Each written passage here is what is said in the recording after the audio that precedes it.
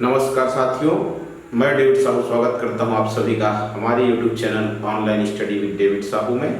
पिछले लेक्चर में पिछले क्लास में हमने देखा था कि जो पॉपुलेशन पे क्वेश्चन आते हैं, परसेंट के आधार पे जो पॉपुलेशन पे क्वेश्चन आते हैं उसका हमने प्रैक्टिस किया था। उसका मैंने आप बहुत ज़बरदस्त ट्रिक बताया था, और जो नहीं देखे हो जाके मेरा पिछला वीडियो देख लो। पॉपुलेशन का पूरा क्लियर हो जाएगा। पॉपुलेशन पे जो भी क्वेश्चन आता है, जनसंख्या पर आधारित जो भी प्रश्न आते हैं वो पूरा क्लियर हो जाएगा। ठीक है, अभी हम पढ़ेंगे उसी में जो इलेक्शन चुनाव पर जो आधारित क्वेश्चन आते हैं, चुनाव पर आधारित जो क्वेश्चन आते हैं उसी का अध्ययन करेंगे हम। अभी चुनाव पे कैसे टाइप का क्वेश्चन आते हैं, तो फिर कितने वोट से जीता, कितने मत से जीता, कितने मत से हारा, कुल मतों की संख्या, इस टाइप के क्वेश्चन आते हैं। तो इसी का मैं आपको बहुत ज़बरदस्त ट्रिक बताऊंगा, बहुत ज़बरदस्त तरीका बताऊंगा जिससे आपको पूरा क्लियर होने वाला है। तो सबसे पहले तो जो मेरे चैनल को सब्सक्राइब नहीं किए हो जाके चैनल को सब्सक्राइब कर लो, वीडियो को लाइक कर दो और बेल आइकन को भी दबा दो ताकि कोई भी वीडियो आता है उसका नोटिफिकेशन पहले मिल सके। अपने दोस्तों तक भी शेयर कर दो ताकि उनको भी ये जानकारी मिल सके। ठीक, तो चलिए फटाफट से शुरू करते हैं। जो हमारा इलेक्शन पर आधारित क्वेश्चन है, इलेक्शन पर आधारित ट्रिक है, उससे रिलेटेड प्रश्न। तो पहले तो हमको ये जानना पड़ेगा कि इलेक्शन पर आधारित तो बोल रहे हैं। ठीक, इलेक्शन पर आधारित तो बोल रहे हैं, लेकिन इलेक्शन कौन कर सकता है, वोट कौन कर सकता है, यही जानना पड़ेगा। सबसे पहले तो ये जानना पड़ेगा कि वोट कौन कर सकता है। वोट करने के लिए क्या एलिजिबिलिटी होनी चाहिए। तो फिर सबसे पहले तो वो 18 वर्ष से अधिक का होना चाहिए। कितना होना चाहिए? 18 वर्ष से अधिक का होना चाहिए। 18 वर्ष से अधिक का होना चाहिए और उसका वोटर आईडी कार्ड होना चाहिए। ठीक, उसका क्या होना चाहिए? वोटर आईडी कार्ड होना चाहिए। मतदाता सूची में उसका नाम होना चाहिए। मतदाता सूची में उसका नाम होना चाहिए। वोटर लिस्ट में उसका नाम होना चाहिए। अब इसमें भी दो तरीके से आता है। तो एक तो जिनका नाम होता है, उसमें से बहुत लोग वोट डालते हैं और बहुत लोग नहीं डालते हैं। बहुत लोग वोट डालते हैं, बहुत लोग कुछ कारण से वोट नहीं डालते हैं। जैसे किसी का स्वास्थ्य ठीक नहीं होता तो वोट नहीं डाल पाता। कोई अपने जो एरिया होता है जहां उनका चुनाव होता है, जिस लिस्ट में उसका नाम होता है, वो एरिया में नहीं रहने के कारण, कोई गांव का आदमी है वो शहर में रह रहा है तो इसके कारण वोट नहीं डाल पाता है। तो इस तरीके से बहुत से कारण होते हैं जिसके कारण कई लोग वोट नहीं डाल पाते और कई लोग डाल पाते हैं। तो हम जो जीते और हारते हैं उनका फैसला किन के आधार पर होता है? तो उनका फैसला तो जो वोट डलाया रहता है, जो वोट डाले रहते हैं उसी के आधार पर होता है। तो हम उसी का बात करेंगे कि कितना वोट डला, कितना नहीं डला। ठीक, इसी के आधार पर बात करेंगे कि जो वोट डाले हैं उसमें कितने अब अवैध भी हो सकते हैं और वैध भी हो सकते हैं। उसमें भी दो तरीके से हो सकता है, एक तो अवैध हो सकता है और एक तो इनवैलिड हो सकता है, एक तो वैलिड हो सकता है। अब इनवैलिड कैसे हो सकता है? तो इनवैलिड ऐसे हो सकता है जैसे जहां एक जगह थप्पा लगाना है कोई दो जगह लगा के आ गया, तो वो तो इनवैलिड होगा ना। अगर तुमको 4 ऑप्शन देता है, तुम 2 ठोक में टिक करते हो, तो फिर चेक करने वाला कैसे चेक करेगा? उनको कैसे पता रहेगा कि कौन सा तुम टिक किए हो सही? तो वो तो गलत कर देगा ना, उसका तो जांच होगा ही नहीं, उसकी गिनती तो होगी नहीं। तो वो किस में आएगा? अवैध मत में आएगा। लेकिन उसी में हम वैध मत की बात करते हैं तो केवल वैध मत से ही एक उम्मीदवार की जीत और हार का चयन होता है। एक उम्मीदवार की जीत और हार का चयन होता है। चुनाव में तो वैसे कईयों उम्मीदवार होते हैं, कईयों जो कैंडिडेट होते हैं, लेकिन हम तो दो लोग होते हैं ऊपर में, पहला और दूसरा। तो इसी के बीच में हार और जीत का अंतर देखेंगे। अब बाकी तो हैं, लेकिन जो मेन ऊपर से होंगे 2 लोग वही मेन होंगे, तो उसी का ये होगा हमारा, उसी का अंतर देखेंगे। तो चलिए देखते हैं फटाफट से, बातें तो होती रहेंगी। आगे पढ़ेंगे तो और समझ जाएंगे। तो मैं यहाँ लिख देता हूँ पहले तो मतदाता सूची। मतदाता सूची। अब मतदाता सूची में क्या होता है, मैं बताया मैंने अभी कि मतदाता सूची होता है, इसमें तो डाले गए वोट और एक होता है न डाले गए वोट।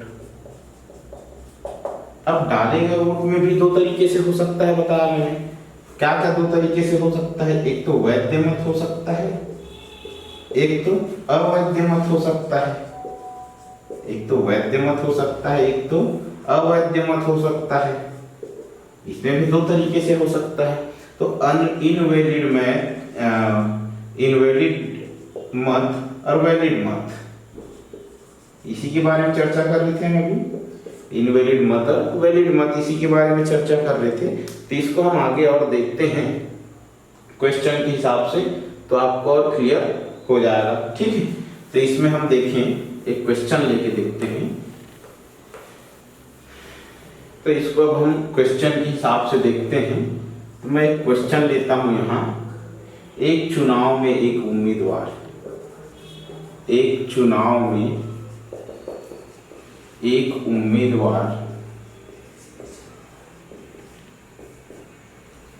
सत्तर 70% मत प्राप्त करता है। मत प्राप्त कर चुनाव 1600 वोटों से जीत जाता है। 1600 मतों से जीत जाता है। तो कुल मतों की संख्या बताइए। कुल मतों की संख्या बताइए। अब हमको ये बताना है कि इसमें दे दिया कि कोई उम्मीदवार, अब वैध मत में ही होगा, जो गिनती तो कहाँ की होगी, वैध मत की ही होगी, अवैध मत की गिनती तो नहीं होगी। तो कितना बोला है, 70% मत प्राप्त कर चुनाव में 1600 मतों से जीत जाता है। तो कुल मतों की संख्या बतानी है हमको, कुल मत बताना है। तो इसमें तो एक तो जीतने वाला हो गया और एक हो गया हारने वाला। क्या हो गया, एक जीतने वाला हो गया और एक हो गया हारने वाला। तो जीतने वाला हमारा जो कुल मत है, कुल मत में से 70% मत कौन प्राप्त कर रहा है, तो जीतने वाला प्राप्त कर रहे हैं। 70% मत कौन प्राप्त कर रहे हैं, तो जीतने वाला प्राप्त कर रहे हैं। तो बाकी का जो हमारा मत है, 70% मतलब कितना बचा, 30%।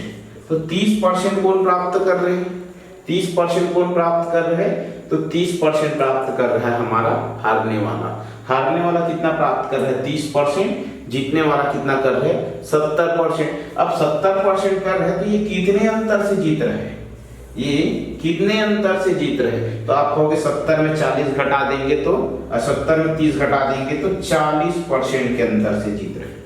कितने परसेंट के अंतर से जीत रहे हैं, 40% के अंतर से जीत रहे हैं। तो 40% बराबर यहाँ क्या दिया है, 1600 अंतर दिया है, 1600 मतों से जीत रहा है, तो अंतर दिया है 1600। तो 1600 हो गया, तो यहाँ से 1% का मान निकाल लेंगे तो हमारा क्या आ जाएगा, 40। 1% का मान क्या आ गया, 40। तो हमारा 1% कितना आ गया, 40 आ गया। 40% बराबर 1600 आ गया अंतर, तो 1% का मान 40 हो गया। अब एक चीज हमको याद रखना है कि जो कुल मत है वो हमेशा क्या होगा, 100% होगा।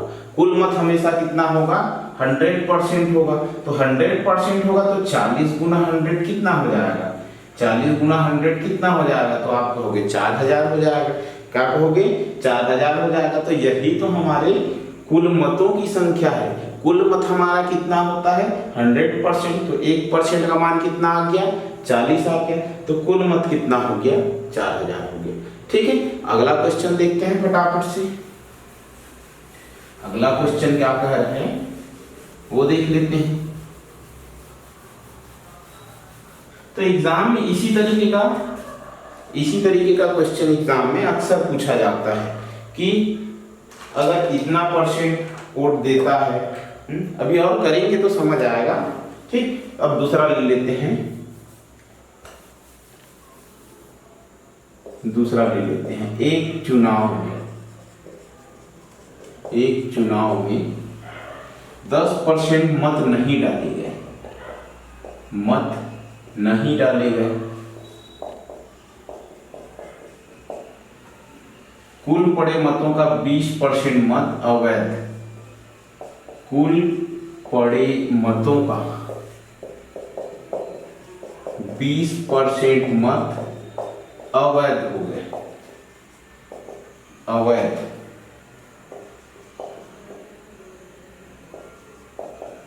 हो जाते हैं। जिसकी जीत हुई उसको कुल वैध मतों का, जिसकी जीत हुई उसको कुल वैध मतों का 75% प्राप्त हुआ तथा 7200 मतों से चुनाव जीत जाता है,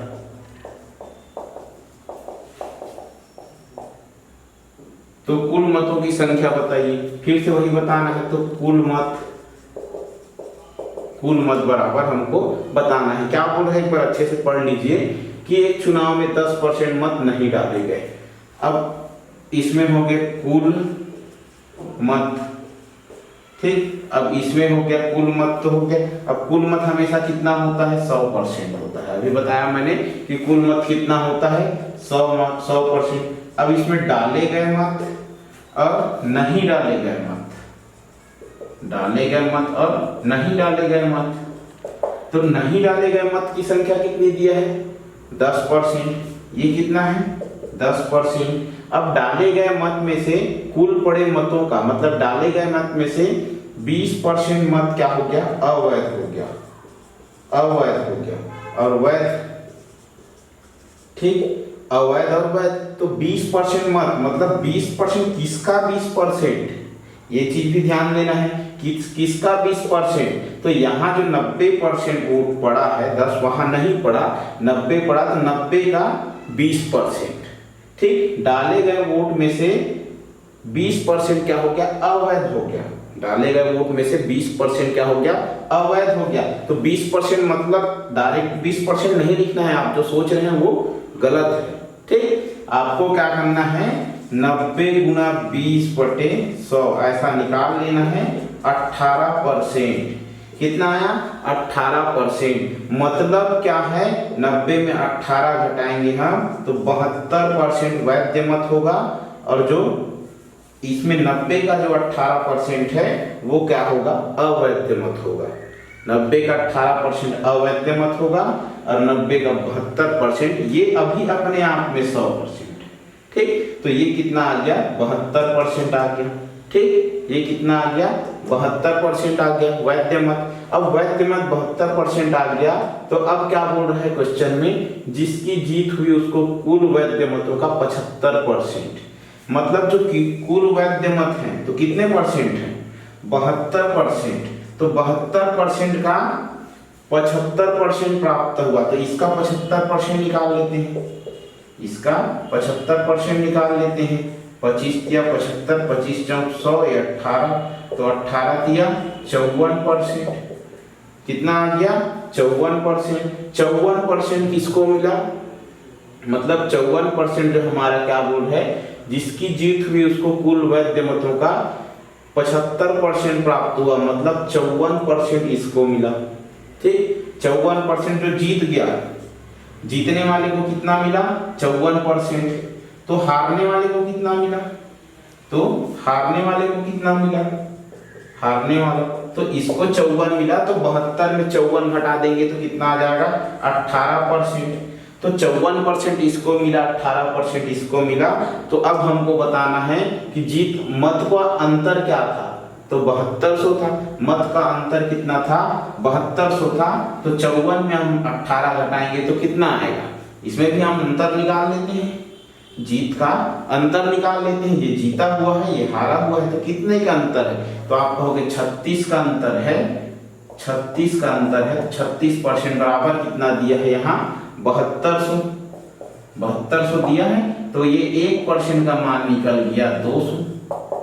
1% का मान निकल गया कितना? 200। तो आपको तो पता है कुल मत कितना होता है, कुल मत कितना होता है? तो 100% होता है। अभी बताया था मैंने कुल मत कितना होता है, तो 100% होता है। तो ये कितना हो जाएगा? 20,000 हो जाएगा। कितना हो जाएगा? 20,000 हो जाएगा। तो कुल मतों की संख्या कितनी हो जाएगी? मतलब कुल मत की संख्या कितनी हो जाएगी? 20,000 हो जाएगी। ठीक है, कुल मत हमारा जो होता है 100% होता है, तो कुल मत की संख्या कितनी हो गई? 20,000 हो गई। ठीक है, अब आगे फिर से देखें दूसरा, अगला क्वेश्चन फिर से देखते हैं। अब अगला क्वेश्चन क्या कह रहा है हमारा? अब देखो इसमें क्या बोल रहे हैं, तो एक क्वेश्चन को पढ़ लो अच्छे से। किसी चुनाव में 2 व्यक्तियों ने भाग लिया। कितने व्यक्तियों ने? 2 व्यक्तियों ने। जीतने वाले उम्मीदवार को कुल वैध मतों का 60% प्राप्त हुआ। तो इसको देखना है जीतने वाले को। जीतने वाला कुल मत लिख देता हूं मैं यहाँ पहले। कुल मत इसमें जीतने वाले को मिला और हारने वाले को मिला। तो जीतने वाले को कितना परसेंट बोल रहे हैं? 60%। तो हारने वाले को कितना मिलेगा? हारने वालों को कितना मिलेगा? तो इसको मिल जाएगा 40%। 100% में से 60% जीतने वाला ले लिया, तो हारने वाला कितना लेगा? 40% ही लेगा ना। तो आप बताओ दोनों में अंतर कितना है मतों का? इसकी जीत का अंतर कितना है? तो आप कहोगे 20% है सर। कितना है? तो 20% ही है ना। अब 20% है तो फिर कितना दिया है? कितने मतों से विजय हुआ? तो 1800। ठीक, 1 0 से 1 0 कट गया। 1% का मान कितना आ गया? 90। 1% का मान कितना आ गया? 90। तो चुनाव में डाले गए कुल वैध मतों की संख्या थी। तो कुल वैध मतों की संख्या, इसमें तो अवैध का जिक्र हुआ ही नहीं है क्वेश्चन में। अवैध का जिक्र हुआ ही नहीं है, मतलब सभी जितने भी वोट डाले गए वो पूरे वैध थे। पूरे क्या थे? वैध थे, वैलिड थे। तो वैलिड थे तो 100% होता है वैध मत। जो कुल मत होता है 100% होता है। तो 100% तो 90 का 100% कितना हो जाएगा? तो इसका हो जाएगा 9,000। कितना हो जाएगा? 9,000। तो कुल वैध मतों की संख्या कितनी आ गई हमारी? 9,000 आ गई। ठीक है, कुल वैध मतों की संख्या कितनी आ गई? तो 9,000 आ गई। अगला फिर से देखें, फटाफट से अगला क्वेश्चन करते हैं। उसके बाद फिर से परसेंटेज का नया टॉपिक लेकर आऊंगा मैं कल। फिर से परसेंटेज पे ही क्वेश्चन करेंगे। फिर से अगला क्लास हमारा परसेंटेज पर ही होगा। लेकिन अभी हम जो आज हमारा इलेक्शन पे जो चल रहा है, पिछली क्लास हमने पढ़ा था पॉपुलेशन पे, अभी पढ़ रहे हैं इलेक्शन पे। तो इस तरीके का क्वेश्चन आएगा तो अब कोई डाउट नहीं रहने वाला है। अच्छे से देख लो, बार बार देख लो, तो कोई डाउट नहीं रहेगा। इसी तरीके का क्वेश्चन आएगा आपके एग्जाम में। ठीक है, अगर ये क्लियर रहेगा तो कभी फंसोगे नहीं। अब अगला क्या बोल रहे हैं? एक चुनाव में 2 उम्मीदवार थे। ठीक, पूरा नहीं लिख रहा हूं मैं, एक लंबा हो जाता है। तो एक चुनाव में 2 उम्मीदवार थे। ठीक, जीतने वाले ने, बोल रहे जीतने वाले ने 56% मत प्राप्त किए। जीतने वाला कितना प्राप्त किया? 56% मत प्राप्त किया। ठीक, वह 144 मतों से जीता। वो कितने मतों से जीता? 144 मतों से जीता। इतना हो गया, 144 मतों से जीता। कुल मतों की संख्या ज्ञात कीजिए। यदि चुनाव में कुल मत की संख्या बताना है, कुल मतों की संख्या ज्ञात कीजिए। ये लाइन ध्यान देना है आपको। यदि चुनाव में 80% मतदाताओं ने मत डाले, 80% मतदाताओं ने मत डाले।